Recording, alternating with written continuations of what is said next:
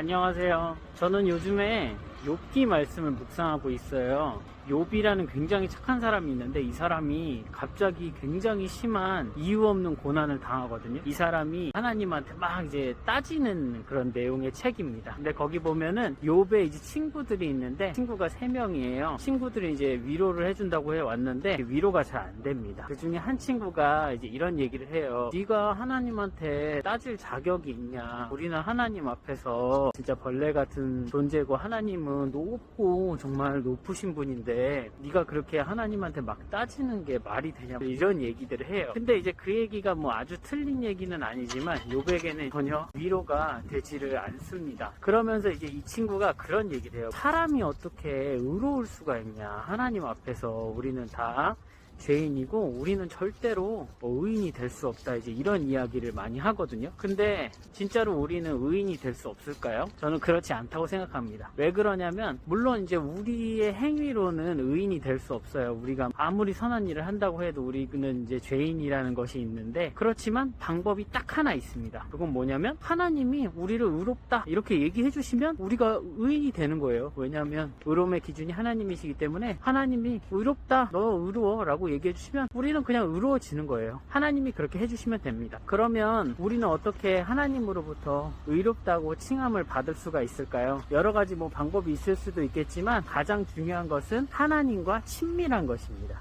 하나님과 가까운 사이가 되는 거예요. 욥의 친구는 지금 하나님을 굉장히 멀고 높은 존재라고 생각을 해요. 그러다 보니까 겉으로는 겸손해 보이지만 사실은 하나님이랑 굉장히 멀죠. 하나님은 우리 인간들은 상대도 안 해주셔, 약간 이런 느낌으로 멀고, 욥은 뭔가 하나님한테 따져들고 막 그렇게 하는 거 보면은 굉장히 도발적인 사람인 것 같지만 자기가 당하는 고난의 이유나 이런 것들을 다른 사람이 아니라 하나님한테 직접 물어보는 거죠.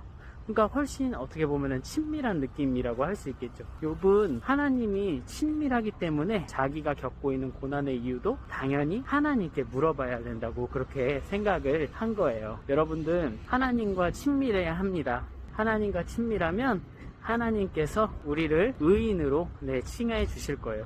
그것만이 우리가 살 길입니다. 하나님과 친밀하면 우리가 가지고 있는 모든 문제에서도 하나님께서 답을 주십니다. 그러니까 하나님은 멀리 계신 분이야, 높이 계신 분이야 하면서 하나님을 밀어내는 건 겸손이 아니에요. 오히려 내가 더 하나님이 안 믿어지고 내 삶이 이해가 되지 않을수록 그런 것들의 이유를 하나님께 따져 묻는 것이 정말 하나님과 또 친밀한 것입니다. 그리고 생활 속에서도 매번 실패하긴 하지만 아침에 일어나서 말씀 읽는 거 잊지 마시고, 잠깐이라도 눈을 감고 기도하는 거 잊지 않고 계속해서 하나님과 가까워지려고 애쓴다면 어느덧 하나님과 더 가까워져 있을 것이고, 그렇게 친밀해진 그 하나님을 인해서 여러분들의 모든 문제와 어려움들이 해결될 것입니다. 그것을 꼭 믿으시기를 바라고요. 오늘도 하나님과 한 걸음 더 가까워지는 친밀한 여러분들 되기를 바랄게요. 사랑하고 축복합니다.